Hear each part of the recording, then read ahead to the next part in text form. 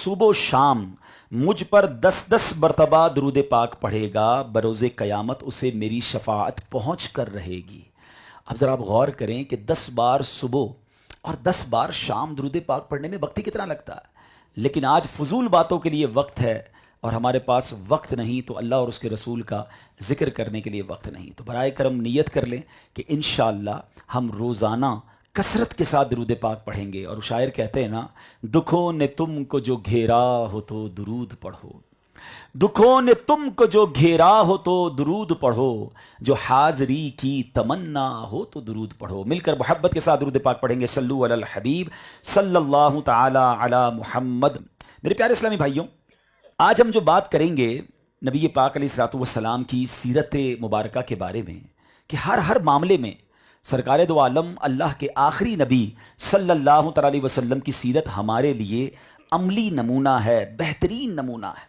अल्लाह करीम ने कुरान मजीद में इसी नबी पाक की सीरत के बारे में क्या इरशाद फरमाया, व इन्नका लअला खुलुकिन अज़ीम, और बेशक तुम यकीनन अजीब अखलाक पर हो। सरकार दो आलम अलैहिस्सलाम ने फरमाया, बुइस्तु लिउतम्मिमा हुस्नल अखलाक, यानी मुझे अखलाक के हुस्नो खूबी को मुकम्मल करने के लिए ही भेजा गया। What was the reason? नबी पाक क्यों दुनिया में तशरीफ लाए, बेअसत क्यों हुई, उसका जो मेन रीजन फरमाया कि मुझे भेजा ही अखलाक की तकमील के लिए है। तो इससे अंदाज़ा होता है कि हुस्न अखलाक, अच्छे अखलाक, अच्छी ज़िंदगी गुजारना ये इस्लाम को किस कदर मतलूब है। और नबी पाक की सुबहान अल्लाह जो सीरत है उसके अंदर जो अखलाक करीमा का शानदार नरमी का, माफ़ी का, दरगुजर का जो उनसर है, तो वो शायर कहते हैं ना, वो नबियों में रहमत लकब पाने वाला, वो नबियों में रहमत लकब पाने वाला, मुरादें गरीबों की बर लाने वाला, मुसीबत में गैरों के काम आने वाला, वो अपने पराए का गम खाने वाला, फ़कीरों का मलजा, ज़ईफ़ों का मावा, यतीमों का वाली, गुलामों का मौला, खताकार से दर गुजर करने वाला, बदअंदेश के दिल में घर करने वाला। मेरे आका वो हैं जो खताकार से दरगुजर फरमाते, मेरे आका वो हैं जो यतीमों के मलजा हैं, अपने पराये के गम को महसूस करने वाले हैं। आज सीरत रसूल अलैहिस्सलातु वस्सलाम के जरिए मुझे और आपको ये सीखना है कि हमने अपनी ज़िंदगी को कैसे गुजारना है, कैसे बेहतरीन मुसलमान बनना है। मैं नबी पाक अलैहिस्सलातु वस्सलाम के दौर का आपको एक वाक़या सुनाना चाहता हूँ। हज़रत ज़ैद बिन साना रज़ियल्लाहु तआला अन्हु, ये एक यहूदी आलिम थे, अभी मुसलमान नहीं हुए थे, लेकिन उनके साथ क्या मामला हुआ, उन्होंने नबी पाक अलैहिस्सलाम से कोई कारोबार किया था और खजूरें देने की अब जो मुद्दत थी उसमें 2 या 3 दिन बाकी थे। तो प्यारे आका अलैहिस्सलाम ने अभी 2-3 दिन बाद वो खजूरें लौटानी थी। तो ज़ैद बिन साना ने भरे बाजार में नबी पाक अलैहिस्सलाम को रोक कर बुलंद आवाज से तुर्श अंदाज में, जिसको कहते हैं ना कि गुस्से वाले अंदाज में, नबी पाक से कहा, ए मोहम्मद सल्लल्लाहु ताला अलैहि वसल्लम, अब्दुल मुत्तलिब की सारी औलाद का यही तरीका है कि तुम लोग हमेशा लोगों के हुकूक अदा करने में देर लगाया करते हो और टाल मटोल करना तुम्हारी आदत बन चुकी है। अब जरा गौर करें, सहाबा साथ हैं, भरे बाजार में लोगों के सामने ये मिस एटीट्यूड किया जा रहा है नबी पाक अलैहिस्सलाम के साथ। अब वहां हजरत उमर फारूक रज़ियल्लाहु तआला अन्हु मौजूद थे। गज़बनाक नजरों से ज़ैद बिन साना को देखा और कहते हैं, ए अल्लाह और रसूल के दुश्मन, अगर नबी पाक अलैहिस्सलाम के अदब का लिहाज ना होता, मेरी तलवार होती और तेरा सर उड़ा देता। क्या अल्लाह के नबी से ऐसे बात करते हैं? अब नबी पाक अलैहिस्सलाम का हिल्म और बुर्दबारी देखें। अब जरा अपने आप को पहले रखकर सोचें कि मैं कहीं बाजार में जा रहा हूं, मेरे साथ मेरे गार्ड्स भी हैं या मेरे दोस्त हैं, और जनाब मुझे कोई रोक के बदतमीजी करे, और अब बताएं लोगों का उस वक्त रिप्लाई क्या होता है। मगर नबी पाक हजरत उमर को देखकर फरमाते हैं कि ए उमर, तुम क्या कह रहे हो? तुम्हें तो चाहिए था मुझे अदाए हक की तरगीब देकर, और इसको कहते कि नरमी से तकाजा करो, हम दोनों के बारे में, हम दोनों को ये बात करते, तुम्हें ऐसा नहीं कहना चाहिए था। अब सरकार दो आलम अलैहिस्सलाम ने हजरत उमर को कहा, ए उमर, जाओ ज़ैद बिन साना को उसकी खजूरें दे दो, बल्कि कुछ ज्यादा देना। अब जरा गौर कीजिएगा, जितनी खजूरें निकलती हैं उससे कुछ ज्यादा देना। तो हजरत उमर अर्ज करते हैं, या रसूल अल्लाह सल्लल्लाहु अलैहि वसल्लम, खजूरें जितनी हैं उतनी ही देनी है, ज्यादा क्यों देनी, वैसे ही बदतमीज है। تو نبی پاک نے فرمایا اے عمر جو تم نے تیکھی نظروں سے اسے دیکھا تھا, اسے جس انداز سے تم نے بات کی تھی اس کا دل ٹوٹ گیا ہوگا, ایسا کرو تھوڑی کھجوریں اس لیے زیادہ دو کہ اس کے دل میں مزید نرمی آ جائے. اللہ کے حبیب علیہ السلام کا فرمان سن کر حضرت عمر خود جاتے ہیں, جا کر کھجوریں دیتے ہیں. زید بن ثانہ کہتا ہے اے عمر جتنی نکلتی ہیں اس سے زیادہ کیوں دے رہے ہو؟ کہا میرے نبی علیہ السلام نے کہا ہے میں نے تمہیں بڑی عجیب نظروں سے, غصے والی نظروں سے دیکھا تھا, میں اس لیے تمہیں کھجوریں زیادہ دے رہا ہوں. اے میرے پیارے اسلامی بھائیوں اب ذرا غور کیجئے, اب جب یہ دیکھا نا حضرت زید بن ثانہ نے یہ دیکھا تو کہتے ہیں اے عمر بات یہ ہے کہ تم مجھے جانتے ہو میں کون ہوں؟ حضرت عمر نے کہا کون ہے, تمہارا نام کیا ہے؟ کہتے ہیں میں زید بن ثانہ ہوں. حضرت عمر پہچان گئے کیونکہ وہ یہودیوں کا مشہور عالم تھے اس زمانے میں. کہا تم وہی ہو جو یہودیوں کے عالم ہو؟ کہا جی. تو کہا پھر تمہیں پتہ نہیں اللہ کے نبی سے بات کیسے کرتے ہیں؟ کہا مجھے بالکل علم ہے, میں نے آسمانی کتاب میں آخری نبی کی نشانیاں پڑھی ہوئی ہیں اور میں نے ان کی ذات میں نبوت کی تمام نشانیاں پہچان لی تھی. 2 نشانیوں کا مجھے امتحان لینا تھا, 2 نشانیوں کے بارے میں مجھے چیک کرنا تھا کہ کیا یہ وہی اللہ کے آخری نبی ہیں جس کا ذکر ہماری آسمانی کتابوں میں ہے. اے عمر وہ 2 نشانیاں یہ لکھی ہیں کہ ان کی قوت برداشت ان کے غصے پر غالب رہے گی, جس قدر زیادہ ان کے ساتھ جہالت کا برتاؤ کیا جائے گا اسی قدر ان کا صبر و تحمل بڑھتا چلا جائے گا. تو اے میرے پیارے اسلامی بھائیوں ذرا غور کیجئے, پیارے آقا کا قوت برداشت بھی ہے اور جتنا جہالت کی گئی اتنا صبر بھی بڑھتا گیا. سبحان اللہ. اب حضرت زید بن ثانہ کیا کہتے ہیں اے عمر گواہ ہو جاؤ, میں نے پہچان لیا ہے, میں نے دونوں چیزیں چیک کر لی ہیں, یہی اللہ کے آخری نبی ہیں. اور اے عمر یہ بھی سن لو کہ اللہ نے مجھے بڑا مال دیا ہے, میں آدھا مال راہ اسلام میں وقف کرتا ہوں, راہ اسلام میں دیتا ہوں. تو اے میرے پیارے اسلامی بھائیوں سیکھنے کو کیا ملا؟ اچھا اخلاق ہو, معافی ہو, درگزر ہو تو دشمن بھی دوست بن جاتا ہے اور برا اخلاق ہو تو دوست بھی دشمن بن جاتا ہے. تو آج کے سیرت کے اس اجتماع میں جو میرا ٹاپک ہے وہ یہی ہے کہ اسلام کو مسلمان کے اچھے اخلاق مطلوب ہیں, اور جس نبی علیہ السلام کا میں نے اور آپ نے کلمہ پڑھا ہے ان کا اخلاق کس قدر عرفہ و اعلیٰ. سبحان اللہ. اے میرے پیارے اسلامی بھائیوں اب ذرا سنیے گا نبی پاک علیہ الصلوۃ والسلام کے اخلاق کیسے. آپ نے فتح مکہ کا واقعہ سنا ہوگا, اب ذرا اس کی تھوڑی سی مزید تفصیل سنتے ہیں. پہلے یاد کیجئے کہ نبی پاک علیہ السلام مکے سے مدینے کیوں گئے تھے. The birth place of رسول پاک علیہ الصلوۃ والسلام was Makkah. He born in Makkah. He spent his approximately majority of his life in Makkah. نبی پاک علیہ الصلوۃ والسلام 63 years اس دنیا میں تشریف لائے. Out of those 63 years میرے آقا نے 53 سال مکے میں گزارے. ولادت وہاں ہوتی ہے, نبی پاک کی شادی مبارک وہاں ہوتی ہے, مکہ میں صفا مروہ بھی ہے, کعبہ بھی ہے, حج بھی وہی ہوتا ہے. مگر ان کفار مکہ نے جب نبی پاک علیہ السلام نے اسلام کی دعوت دینی شروع کی, اللہ کی طرف بلایا, تو جو ظلم کی آندھیاں چلائیں, جس طرح تکلیف پہنچائی, صحابہ کو مارا گیا, جو نماز پڑھتا اسے مارتے, جو اذان دیتا اسے مارتے, کئی صحابہ کو شہید کر دیا گیا. خود نبی پاک کے چچا حضرت حمزہ رضی اللہ تعالیٰ عنہ کے بارے میں جب غزوہ احد ہوتا ہے مدینہ پاک جا کر, کس طرح بے دردی سے شہید کیا گیا. لیکن میں بات کر رہا ہوں جب مکے میں تھے زمین تنگ کر دی گئی. نبی پاک بڑی تکلیف کے عالم میں, بڑے سورو سیڈنس کے ساتھ میرے آقا مکے سے مدینے ہجرت کرتے ہیں. مگر ان کفار مکہ کو پھر بھی چین نہیں آیا کہ یہ تو مدینے پہنچ گئے, اب وہاں ریلیکس میں کیوں ہیں. تو ابھی پہنچے ہیں اور 2 ہجری میں جناب غزوہ بدر ہوتا ہے, 3 ہجری میں غزوہ احد ہوتا ہے. یعنی ان کو چین ہی نہیں آ رہا تھا کہ ان کو جا کے کسی طرح اسلام کو مٹا دیں.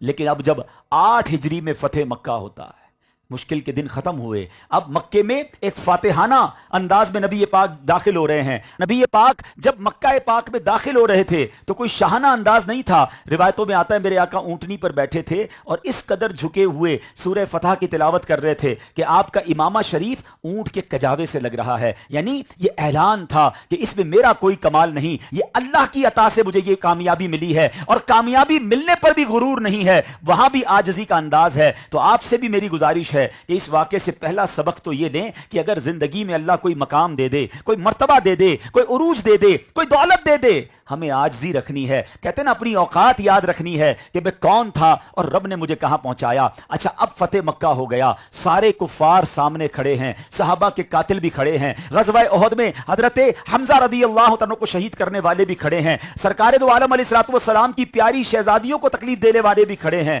اب سب کی حالت خراب ہے کہ آج تو ہماری بوٹیاں نچوا دی جائیں گی, آج تو ہمیں ٹکڑے ٹکڑے کر دیا جائے گا, ہم نے ظلم و ستم میں کوئی کمی نہیں چھوڑی, تو آج انہوں نے کیا ہمارا حال کرنا ہے. مگر سنو میرے آقا کون ہیں, وما ارسلناک الا رحمت للعالمین, وہ تو رحمت سارے جہانوں کے لیے ہیں. ایسے موقع پر کہ جب وہ سارے دشمنان اسلام موجود تھے, نبی پاک کا وہ عظیم اعلان, پیارے آقا فرماتے ہیں لا تثریب علیکم اليوم فاذهبوا انتم الطلقاء, آقا نے فرمایا آج تم پر کوئی الزام نہیں, جاؤ تم سب آزاد ہو.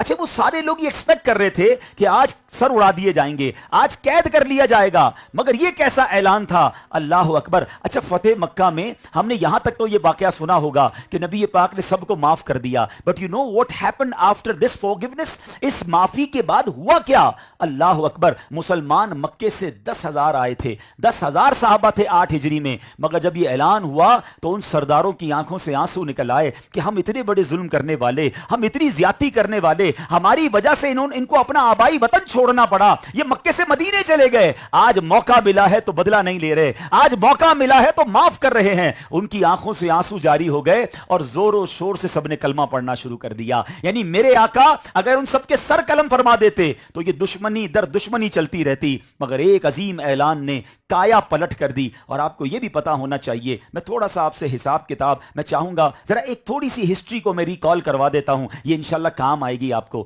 آپ کو یاد ہونا چاہیے کہ میرے آقا نے اعلان نبوت کب فرمایا تھا, 40 سال کی عمر میں. ہجرت کب کی, 53 سال کی عمر میں, یعنی 13 سال تک اسلام کی دعوت دی. کتنے لوگ ایمان لائے تھے, علماء فرماتے 80 یا 100 کے قریب لوگ ایمان لائے تھے جو مکے سے ہجرت کر کے مدینے گئے. ٹھیک ہے, پھر 2 ہجری میں غزوہ بدر ہوا, کتنے مسلمان صحابہ تھے, 313. عدد یاد ہے نا آپ کو, یعنی 13 اور 2 سال ملا لیں تو ابھی کتنے مسلمان ہوئے, 313. چلے آپ خواتین کو ملا لیں تو آل ٹوگیدر 600-700 پوری دنیا میں مسلمان تھے. پھر اس کے بعد 3 ہجری میں غزوہ احد ہوتا ہے, 700 مسلمان تھے اس لشکر میں. 6 ہجری میں صلح حدیبیہ ہوتا ہے, 1400 مسلمان ہیں. آپ گریجولی دیکھ رہے ہیں کتنی سٹرگل ہو رہی ہے. اب 6 ہجری کا مطلب تو بتائیں, 6 اور پلس 13 کتنے ہو گئے, 19 سال اللہ کے نبی نے کوشش کی ہے. اور صلح حدیبیہ میں 1400 صحابہ ہیں اور تھوڑے سے مدینے پاک میں بھی ہوں گے, ہم آل ٹوگیدر مان لیتے 3000 مسلمان ہوئے تھے. 19 سال کی سٹرگل. 8 ہجری میں میرے آقا فتح مکہ فرماتے ہیں, 10,000 مسلمان ہیں. صحابہ 10,000 کا لشکر ہے نا, مگر آپ جانتے ہیں 10 ہجری میں جب حجۃ الوداع ہوتا ہے کتنے صحابہ ہیں, 1,24,000 صحابہ میدان عرفات میں موجود ہیں. یہ 21 سال کی کوشش میں 10,000 تک پہنچتے ہیں.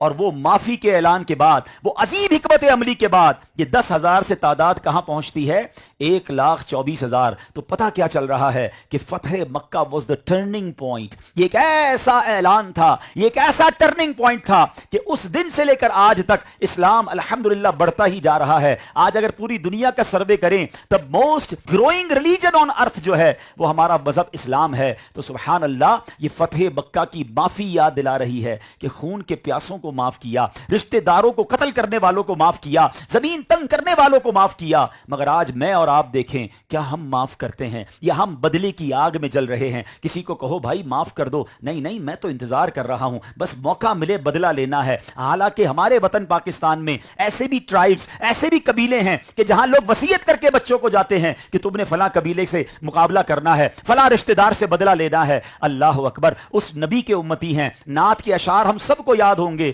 کہ سلام اس پر کہ جس نے گالیاں سن کر دعائیں دی. کیا کبھی ہم نے گالیاں سن کر دعائیں دی؟ ذرا غور کیجئے نا, ہمیں تو کوئی ایک گالی دے ہم بتاتے ہیں ہمیں کتنی گالیاں یاد ہیں. سلام اس پر کہ جس نے خون کے پیاسوں کو قبائیں دی, جان لینے والوں کو نبی پاک نے بخش دیا.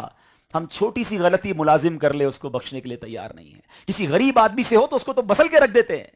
نہ کرے ایسا. جس نبی علیہ السلام کا کلمہ پڑھا ہے, جن کی سیرت کے اس اجتماع میں آئے ہیں, ان کی اخلاق کریمہ تو دیکھیں. وہ تو غریبوں پر کیسے مہربان تھے کہ کبھی کبھی غلام آتے تھے, کہتے حضور ہمارے گھر پہ آپ کی دعوت ہے اور کھجورے ہیں اور پرانی چربی ہے, مینیو بھی بتا رہے ہیں.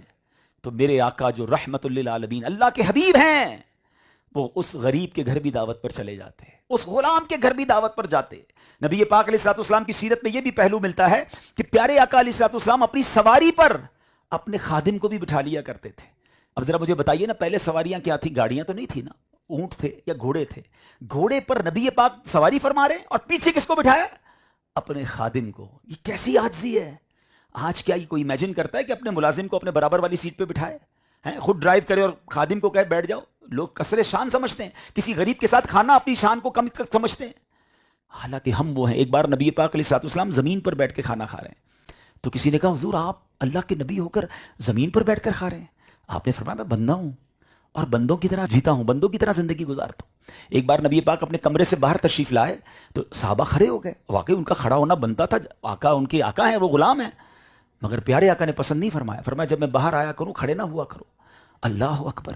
اتنا بڑا مقام کتنا بڑا ہے، اس پہ تو پوری الگ بیان ہو سکتا ہے کہ نبی پاک کا مقام کتنا بڑا، بس ایک حدیث سے ہی سمجھ جائیے، وہ حدیث قدسی ہے۔ اللہ فرماتا ہے لولا کلما خلقت الدنیا، اے محبوب اگر تمہیں نہ بناتا تو دنیا ہی نہ بناتا۔ تو یہ سب کچھ جو دنیا میں ہے نا، یہ صدقہ ہے جناب رسول اللہ علیہ الصلوۃ والسلام کا۔ جبھی تو بریلی کے تاجدار امام عشق و محبت لکھتے ہیں نا کہ زمین و زمان تمہارے لیے، مکین و مکان تمہارے لیے، چنین و چنا تمہارے لیے، آقا بنے دو جہاں تمہارے لیے، دہن میں زباں تمہارے لیے، بدن میں ہے جاں تمہارے لیے، ہم آئے یہاں تمہارے لیے، اٹھے بھی وہاں تمہارے لیے۔ تو جن کا صدقہ یہ کائنات ہے، وہ حبیب علیہ الصلوۃ والسلام کا عالم یہ ہے کہ وہ کہتے ہیں میرے لیے کھڑا نہ ہونا۔ اور اگر آج میں کہیں جاؤں اور میرے لیے کوئی کھڑا نہ ہو، مجھے پروٹوکول نہ ملے، مجھے عزت کی جگہ پر نہ بٹھائیں تو برا لگتا ہے۔ بندہ دعوت چھوڑ کے واپس چلا جاتا ہے، تقریب چھوڑ کے چلا جاتا ہے کہ جناب مجھے عزت نہیں ملی۔ اللہ اکبر! یقیناً لوگوں کو، معززین کو عزت دینی چاہیے، مگر اپنے دل میں یہ تمنا کرنا کہ میں ان سے بہتر ہوں، یہ کمتر ہیں، تو بتائیں نا پھر تکبر کسے کہتے ہیں؟ What is the definition of proud? یاد کیجئے گا، تکبر وہ برائی ہے کہ جس کے دل میں رائی کے دانے کے برابر تکبر ہوگا، وہ جنت میں نہیں جائے گا۔ اور یہاں تکبر کا عالم یہ ہے کہ جناب پورا دل تکبر سے بھرا ہوا ہے۔ ڈیفینیشن کیا ہے؟ جب اس طرح کا بیان ہوتا ہے نا تو لوگ کہتے ہیں یار میں تو تکبر نہیں کرتا ہے۔ چلے میں آپ کو شیطان کا وہ واقعہ مختصر سنا دیتا ہوں۔ شیطان نے سب سے پہلا گناہ جو اس دنیا میں کیا تھا، کیا کیا تھا؟ تکبر ہی تو کیا تھا۔ حضرت آدم کو سجدہ کرنے سے انکار کیا تھا نا، اور آرگیومنٹ کیا پیش کیا تھا؟ وہ قرآن میں موجود ہے، انا خیر من، اے اللہ میں اس سے بہتر ہوں، میں سپیریئر دین ہم، خلقتنی من نار یوں وخلقتہ من طین، اے اللہ تو نے مجھے نار سے یعنی آگ سے بنایا، آدم کو مٹی سے بنایا ہے۔ بس پیارے اسلامی بھائیوں یہی سمجھنا ہے، جو یہ جملہ ہے نا انا خیر من، میں اس سے بہتر ہوں، اسی کو تکبر کہتے ہیں۔ اپنے آپ کو دوسروں سے برتر سمجھنا، دوسرے کو اپنے سے حقیر سمجھنا۔ تو آج آئے ہیں نا، اپنا دل صاف کر کے جائیں، عاجزی کے پیکر بن جائیں۔ میرے آقا کی عاجزی کیسی تھی؟ کبھی جو کی موٹی روٹی تو کبھی کھجور پانی، تیرا ایسا سادہ کھانا مدنی مدینے والے، ہے چٹائی کا بچھونا کبھی خاک ہی پہ سونا، کبھی ہاتھ کا سرہانا مدنی مدینے والے، تیری عاجزی پہ لاکھوں، تیری سادگی پہ لاکھوں، ہوں سلام عاجزانہ مدنی مدینے والے۔ پلیز دیکھیں نا، میلاد بھی مناتا ہوں، نبی پاک کی نعتیں بھی سنتا ہوں، پیارے آقا کے گن بھی گاتا ہوں، اور فرق بھی کچھ نہیں آتا۔ یہ کیسی میری نبی پاک سے محبت ہے؟ مزہ تو یہ آئے نا کہ سیرت مصطفیٰ علیہ السلام کو جب جب سنوں تو کوئی ایک پھول، دیکھیں کتنے پیارے پھول کھلے ہوئے ہیں، یہ پھول یہیں دیکھ کر چلا جاؤں تو یہیں رہ جائے گے نا، کیا ہی اچھا ہو ایک پھول ساتھ دل میں سجا لوں، سیرت کا کوئی ایک پہلو اپنے دل میں سجا کے جاؤں تو میں کہوں کہ مجھے یہ بات سیکھنے کو ملی، آج سے میں اس پر عمل کروں گا۔ مولا کائنات مولا علی شیر خدا کرم اللہ تعالی وجہ الکریم کا کیا خوبصورت روایت ہے، فرماتے ہیں نبی پاک علیہ السلام سے میں نے سنا ہے، میرے آقا علیہ الصلوۃ والسلام فرماتے ہیں۔ اب سنیں، اس حدیث کا ایک اور پہلو بھی ہے۔ ایک جگہ نبی پاک نے فرمایا جو یہ چاہتا ہے اس کا حساب آسانی سے لیا جائے، اور چاہتا ہے کہ اسے جنت میں اللہ گھر عطا فرمائے، وہ تین کام کر لے۔ اب وہ تین کام غور سے سنیں اور آج سمجھ لیں یہی میرے بیان کا میسج ہے۔ میرے آقا فرماتے ہیں جو تم پر ظلم کرے تم اسے معاف کرو، جو تمہیں محروم کرے تم اسے عطا کرو، جو تم سے توڑے تم اس سے جوڑو۔ کام تھوڑا سا مشکل ہے، مجھے بھی اندازہ، کیونکہ دل میں سختی بہت آ گئی ہے نا، کیسے معاف کر دوں حضرت؟ آپ کہہ رہے ہیں اس نے ظلم کیا ہے میرے ساتھ، زیادتی کی ہے، مجھے برا بھلا کہا تھا، میں نہیں چھوڑوں گا۔ یہی تو کمال ہے۔ ہاں اچھا، کچھ لوگ پتہ کیا کہتے ہیں، میں بڑا با اخلاق ہوں۔ اچھا ان کا اخلاق پتہ کیا ہے؟ ان کو مسکرا کے ملیں تو وہ بھی مسکرا کے ملتے ہیں، ان کو تحفہ دیں تو وہ بھی تحفہ دیتے ہیں۔ کمال جب ہوگا جب آپ کے مزاج کے خلاف بات ہوئی۔ آپ کو تکلیف پہنچائی کسی نے، اب آپ کا ریئیکشن کیا ہے؟ دس از یور ایکچوئل اخلاق. اور نبی پاک کی شان یہ تھی کہ جتنا جہالت بڑھتی تھی اتنا میرے آقا علیہ السلام کا اخلاق اور نرمی اور بردباری بڑھتی تھی. تو ہمیں یہ سیکھنا ہے کہ جو ظلم کرے اسے معاف کر دیں، اور معاف کرنے کو اللہ نے بڑا پسند کیا، یقین کریں. ایک میں آپ کو واقعہ سناتا ہوں. ایک شخص تھا، اس کے گھر میں اس کی وائف نے کھانا بنایا. جب کھانا بنایا تو نمک زیادہ ہو گیا. ظاہر عورت ہے، غلطی ہو جاتی ہے. کہتا مجھے بڑا غصہ آیا کہ میں اپنی وائف کو سزا دوں گا. پھر میرے دل میں خیال آیا کہ میری تو روز اللہ کی بارگاہ میں غلطیاں ہو رہی ہیں، روز نافرمانیاں کر رہا ہوں، اللہ تو سزا نہیں دے رہا. میری بیوی نے ایک غلطی کی اور میں اس کو اب سزا دینا چاہتا ہوں. ہو سکتا ہے یہاں بھی کچھ شیر ببر بیٹھے ہوں گے کہ گھر میں کبھی چائے ٹھنڈی ہو گئی یا کھانا صحیح نہیں پکا تو بیوی پہ غصہ کر رہے ہیں، پلیٹ اٹھا کے مار دی، برا بھلا کہہ دیا. حضرت ہم نے عورت سے شادی کی ہے، کمپیوٹر سے شادی نہیں کی ہے. غلطی اس سے بھی ہو سکتی ہے، مجھ سے ہوتی ہے، آپ سے بھی ہوتی ہے. تو سبحان اللہ، اس شخص نے کیا کیا؟ اس نے اپنی بیوی کو کچھ بھی نہیں کہا، چپ چاپ کھایا اور چلا گیا. مرنے کے بعد اسے بتایا گیا کہ اس روز جو تو نے میرا بندہ ہو کر میری بندی کو معاف کیا تھا، جا میں تو سب سے بڑا معاف کرنے والا ہوں، میں نے تیرے سارے گناہ معاف کر دیے. تو ایک معافی جو ہے نا، یہاں پر ایسے کئی لوگ ہوں گے جن کے ملازمین ہوں گے، یار ملازمین سے ہو گئی غلطی، معاف کر دینا ہے. اب یہ اس نیت سے معاف کریں کہ اللہ میں اس کو معاف کر رہا ہوں، تو مجھے معاف کر. جتنا معاف کریں گے انشاءاللہ اتنا اجر ملے گا. کیونکہ آپ نے سنا کہ جنت میں اگر گھر چاہیے اور آپ چاہتے ہیں کہ حساب آسانی سے ہو، جو تم پر ظلم کرے تم اسے معاف کرو. اچھا، دوسری بات نبی پاک علیہ الصلوۃ والسلام نے کیا فرمایا؟ جو تمہیں محروم کرے تم اسے عطا کرو. اچھا، اب یہاں کیا ہوتا ہے نارملی کہ محروم کرنے والوں کو، ٹھیک ہے نا، لوگ کہتے ہیں نہیں اس نے دعوت میں نہیں بلایا، میں بھی نہیں بلاؤں گا، میرے ساتھ اچھا برتاؤ نہیں کیا، میں تو کسی بھی اپنی محفل میں نہیں بلاؤں گا. نہیں، محروم کرنے والے کو عطا کرنا ہے، یہی تو اسلام کا حسن ہے نا. اور نبی پاک نے ایسا کیا ہے. حضرت حبار بن اسود، آخری واقعہ سنا کر پھر میں اپنے بیان کو کمپلیٹ کرتا ہوں کہ اللہ کرے کہ ان واقعات سے ہم یہ سیکھیں کہ کاش ہمارے اندر بھی ایسے اخلاق آ جائیں. سرکار دو عالم علیہ الصلوۃ والسلام کا کیسا کمال کا اخلاق ہے کہ یاد رکھیے گا، سیدہ زینب رضی اللہ تعالیٰ عنہ نبی پاک علیہ الصلوۃ والسلام کی شہزادی ہیں. ان کے شوہر ابو العاص بن ربی رضی اللہ تعالیٰ عنہ نے غزوہ بدر کے بعد انہیں مدینہ منورہ روانہ کیا. اب یہ سفر ہو رہا ہے اور اس زمانے میں حضرت زینب کا پیچھا کیا قریش مکہ نے. ان کو اطلاع مل گئی تھی کہ یہ مدینے جا رہی ہیں. اعلان یہ ہوا کہ انہیں انٹرسپٹ کیا جائے گا. اور اب کیا ہوا کہ نبی پاک علیہ الصلوۃ والسلام کی پیاری شہزادی حضرت زینب رضی اللہ تعالیٰ عنہ پر حبار بن اسود نے نیزہ مارا، جس کی وجہ سے آپ اپنی سواری سے اپنے اونٹ سے نیچے گر گئیں اور آپ کا حمل ضائع ہو گیا. اب سوچئے ایک باپ کے لیے کتنا بڑا صدمہ ہے. حبار بن اسود نے زیادتی تو کر لی، اب وہ بھاگ گیا. اب وہ سمجھے مکہ مدینہ کے علاقے کو چھوڑ کر ہی کہیں اور چلے گئے.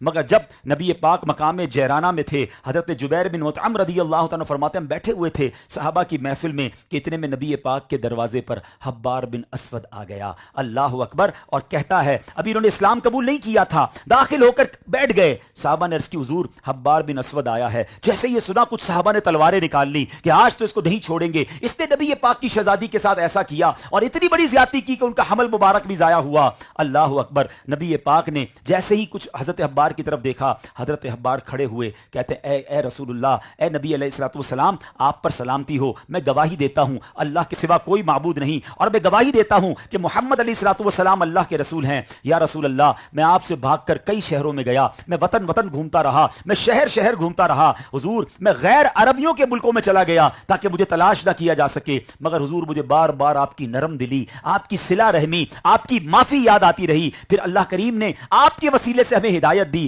ہمیں ہلاکت سے نجات بخشی. یا رسول اللہ، میرا جو وہ عمل تھا، میری وہ جو جہالت تھی، میری وہ زیادتی تھی، حضور مجھے معاف فرما دیجئے. اللہ اکبر. کہتے حضور میں اپنے ہر برے کام کا اقرار کرتا ہوں، اعتراف گناہ کرتا ہوں. اب ذرا غور کیجئے، ہم اپنے آپ کو اس جگہ رکھ کر سوچئے کہ ہماری صاحبزادی کے ساتھ، ہمارے گھر والوں کے ساتھ کسی نے ایسا کیا ہو اور وہ شخص آگے آ کر معافی مانگ رہا ہے. اللہ اکبر. میرے آقا کی رحمت للعالمین تو دیکھیے، نبی پاک علیہ السلام نے فرمایا جاؤ میں نے تمہیں معاف کر دیا. اللہ نے تم پر احسان کیا ہے کہ اس نے تمہیں اسلام کی ہدایت دے دی، اور اسلام پچھلے تمام گناہوں کو مٹا دیتا ہے. ہائے ہائے ہائے. 100 بار تیرا دیکھ کے اف اور ترحم، ہر باغی و سرکش کا سر آخر کو جھکا ہے. برتاؤ تیرے جب کہ یہ عادا سے ہیں اپنے، आदा से गुलामों को कुछ उम्मीद सिवा है, हम नेक हैं या बद हैं बिलाखिर हैं तुम्हारे। या रसूल अल्लाह, हम नेक हैं या बद हैं बिलाखिर हैं तुम्हारे, निस्बत बहुत अच्छी है अगर हाल बुरा है। तो ऐ मेरे प्यारे इस्लामी भाइयों, प्लीज़ अपनी ज़ात में नरमी लाइए। आज बहुत बड़ा मसला ही ये है कि सख्ती बढ़ गई है, फ्रस्ट्रेशन बढ़ गया है, रिवेंज बढ़ गया है, कोई किसी को माफ़ करने के लिए तैयार नहीं है। ईंट का जवाब पत्थर से देना है, गाली का जवाब गाली से देना है। अच्छा, कुछ लोग बड़ी अजीब बात करते हैं, कहते हैं जनाब हम शरीफ के साथ शरीफ हैं, हम बदमाश के साथ बदमाश हैं। मुझे आज तक ये बात समझ नहीं आई कि जनाब शरीफ के साथ शरीफ और बंदा बदमाश के साथ बदमाश कैसे बनता है। ये कौन सा बटन लगा है कि शरीफ आदमी जब मौका मिले बदमाश बन जाता है। होना तो ये चाहिए कि शरीफ के साथ भी बंदा शरीफ हो, बदमाश के सामने भी शरीफ हो। जभी तो बदमाश ने तौबा करनी है, जभी तो उसके दिल ने बदलना है। नबी पाक ने ईंट का जवाब पत्थर से नहीं दिया, मेरे आका ने दुआएं देकर, मौका जानकर, माफ करके उन्हें इस्लाम में दाखिल किया। तो आज मेरे बयान का यही मौजू है कि जब इस्लाम को इतना अच्छा मतलूब है कि जनाब अच्छे अखलाक हों, और आप जानते हैं कि अगर अच्छे अखलाक होना वो किस तरह काम देते हैं। 2-3 हदीसें सुन लीजिए। अल्लाह के हबीब अलैहिस्सलातु वस्सलाम फरमाते हैं कल क़यामत के दिन मोमिन के मीज़ान अमल में हुस्ने अखलाक से वजनी कोई अमल नहीं होगा, और फहश गोई और बद कलामी को अल्लाह पसंद नहीं करता। फिर एक और जगह नबी पाक फरमाते हैं मेरे नजदीक तुम में सबसे ज्यादा पसंदीदा और कयामत के दिन मुझसे करीब तर वो होगा। अभी मैं आगे नहीं बयान करता। सच बताएं ये कितना बड़ा इनाम है कि if I become a favourite of रसूलुल्लाह अलैहि सलाम, एक उम्मती के लिए इससे बढ़कर कुछ है कि आका फरमा रहे तुम में से सबसे ज्यादा मेरे नजदीक पसंदीदा, और फिर दूसरा इनाम कयामत के दिन मेरे सबसे ज्यादा नजदीक वो होगा। अब वो आगे जो भी फरमाया हमें मान लेना चाहिए कि बस अब तो मैंने काम करना ही करना है, और वो बहुत बड़ा मुश्किल काम नहीं है। मेरे आका फरमाते हैं जिनके अखलाक सबसे ज्यादा अच्छे होंगे। तो बस आज हम ये नियत करके जाएं कि अगर किसी से कोई बात खत्म की हुई है, रिश्तेदारों में कोई मामला है, फैमिली में कोई मामला है, दोस्तों में कोई मामला है, अगर दूरियां हैं तो माफी मांगकर मोहब्बत से पेश आकर उसको दूर कर लीजिए। अब अपने दिल में किसी के लिए